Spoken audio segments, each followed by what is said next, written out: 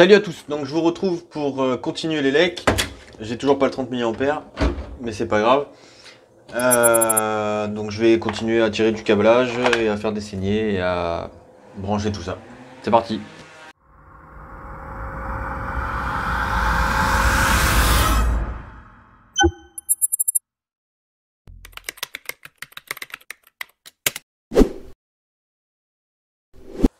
Alors avant de commencer, petite clarification. Donc déjà, alors personne n'a relevé, mais j'ai dit que j'allais utiliser un câble en 35 carrés pour brancher ma terre. Ce qui est une idée à la con, donc je vais pas le faire. De toute façon, le tableau, lui, la barrette de terre qu'il y a dedans, elle accepte maximum 25 mm². Donc je vais rester en 25 mm², ça sera beaucoup mieux. Et puis je vais pas couper les fils là pour que ça rentre dans un bornier de 25 cm², ça serait bien dégueulasse. Donc ça dégage. Deuxième chose, la terre, le piquet de terre, le différentiel, comment ça fonctionne. Il y a un petit, je pense qu'il y a une petite incompréhension sur ce sujet-là. Donc je vais essayer de clarifier, je vais essayer, parce que je ne suis pas non plus un spécialiste du différentiel, mais je vois le principe, quoi. En gros, un différentiel, il va calculer en permanence le courant qui part dans la phase et qui revient dans le neutre. Normalement, ce courant est toujours équilibré. C'est-à-dire que si on a 10 ampères qui part dans la phase, on a 10 ampères qui revient dans le neutre. Techniquement, ça veut dire que, pour simplifier, hein, tout ça, ça alimente une bobine qui crée un champ électromagnétique. L'idée, c'est que tant qu'on n'a pas de déséquilibre, le différentiel, il reste circuit fermé, il laisse passer le courant. Si on a une fuite de courant quelque part, donc ça part dans notre phase, admettons que dans un lave-linge, c'est le bon exemple, le lave-linge parce que ça arrive, le courant touche, on a un fil qui touche la carrosserie du lave-linge, l'électricité part dedans, part à la terre, donc on a une fuite de courant. Donc on va avoir moins de courant qui va revenir par le neutre. Ça veut dire que ça, dans notre fameuse bobine, ça va créer un déséquilibre. Ce déséquilibre donc, va modifier le champ magnétique qui est dans cette bobine et donc va créer du courant pour alimenter un espèce d'interrupteur, tout simplement, qui lui va donc, c'est un électroaimant il me semble, qui va être alimenté par ce déséquilibre et donc ouvrir le circuit et couper le courant. Donc le but, c'est avant tout de favoriser la fuite de courant, de la rendre possible. C'est-à-dire que si notre châssis d'un appareil électrique n'est pas relié comme il faut à la terre, la fuite de courant, elle ne pourra pas se faire facilement et c'est vous qui risquez de prendre la châtaigne. Alors que si notre terre elle est propre, bien faite et que le courant passe bien, le courant pourra fuir et donc du coup on pourra créer ce déséquilibre dans le différentiel et le différentiel pourra faire son travail.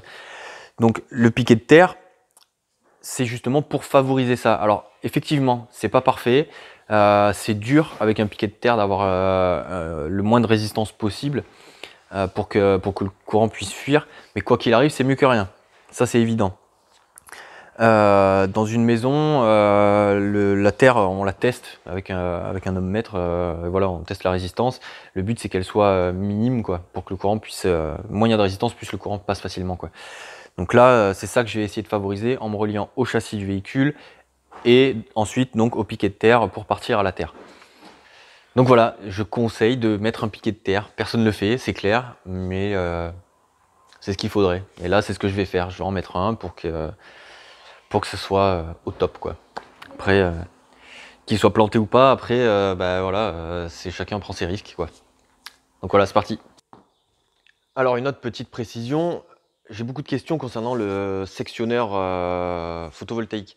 Alors c'est pas un disjoncteur, c'est vraiment un sectionneur spécial photovoltaïque. Alors ça se vend, il y a déjà un pontage de fait en fait en dessous. C'est pas moi qui l'ai ajouté, quoi, c'est vendu comme ça. Donc le nom, je vous le dis, c'est un interrupteur sectionneur bipolaire 4 modules, 16 ampères, 800 volts DC. Donc continu, quoi, courant continu.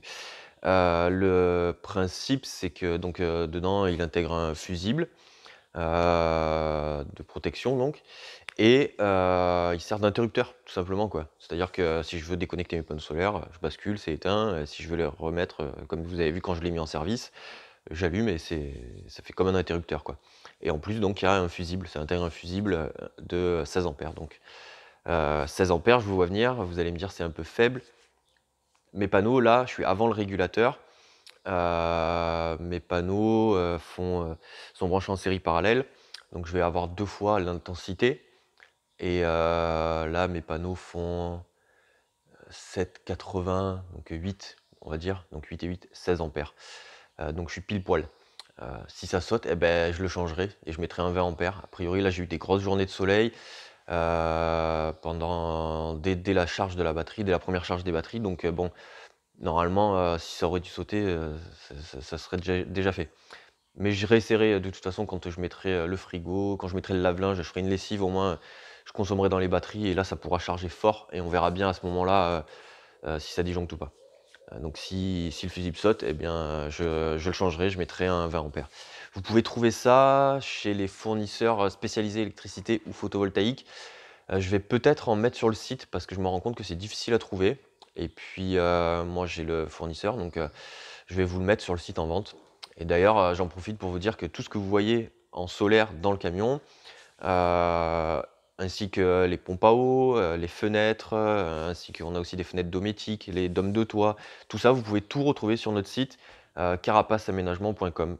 Et donc, je vous invite à aller y faire un tour si vous ne connaissez pas.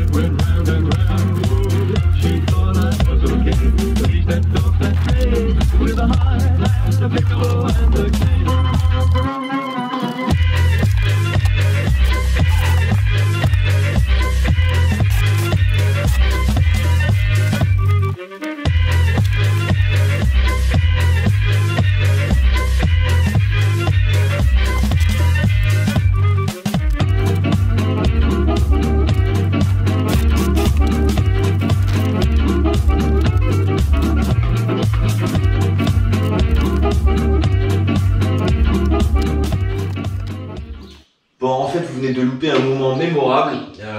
C'est ma faute, en fait, j'avais basculé la caméra sur photo. Donc j'ai pris des super photos du début de quand je me mettais à bricoler et puis j'ai pas pris du tout de vidéo. Donc je vous explique du coup. J'ai traversé, donc j'ai fait avec un tuyau de cuir que j'ai emboîté là-dedans pour venir jusqu'ici pour récupérer mon câble. Et j'ai galéré 2 bonnes heures parce que je le trouvais pas et il est parti un peu en couille devant. Ça arrive. Donc j'ai tout rebouché parce que je vois déjà les petits malins me posent des questions sur le fait que... D'ailleurs j'en ai eu une sur le fait que là, à ces endroits-là, j'enlève de la mousse. Alors je vous explique, je vais avoir des supports Batibox. Donc c'est des supports étanches qu'on met. Donc je mets ça que quand il y a de la mousse, hein, quand c'est dans du bois comme ça, là j'en mets pas. Mais là quand je suis dans de la mousse, donc je mets ces supports là Batibox. Ça vient de créer une petite boîte étanche à l'arrière de la boîte.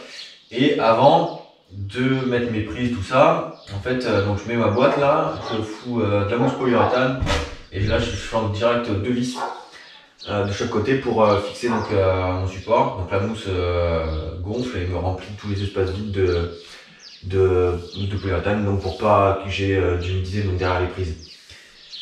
Donc ouais, j'ai galéré 2 heures, j'ai tiré ma prise, j'ai mis ma mousse de polyuréthane là dans les trous que j'avais fait. Un peu dégueulé.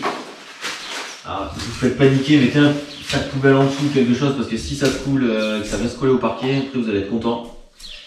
Donc voilà, je fais ça, je coupe à ras en général, et puis je viendrai donc avec du Cinto encore une fois faire propre. Ah non, même pas en plus, là je suis derrière le meuble.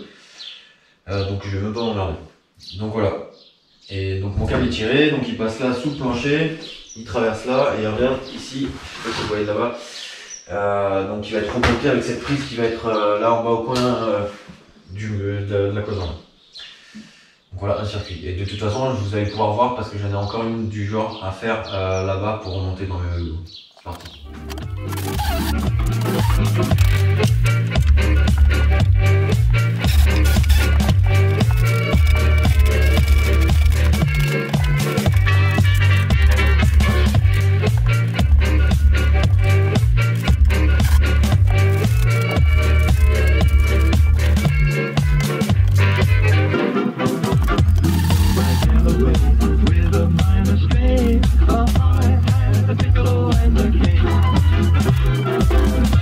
Made my honey say,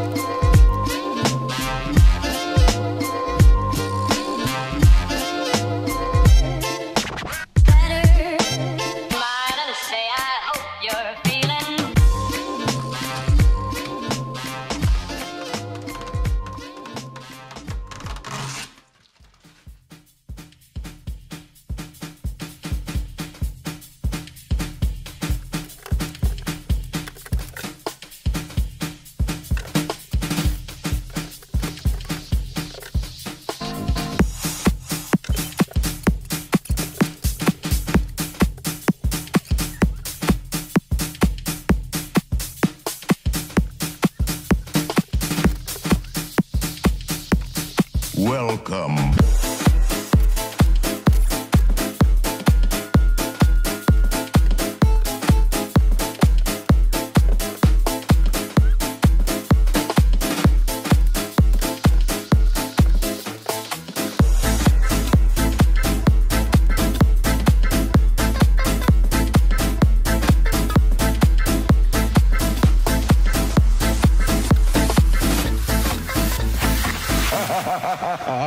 Liquid doors creak and the tombstones quake. Happy haunts materialize. And we do both the light. Grim gray ghosts come out to socialize.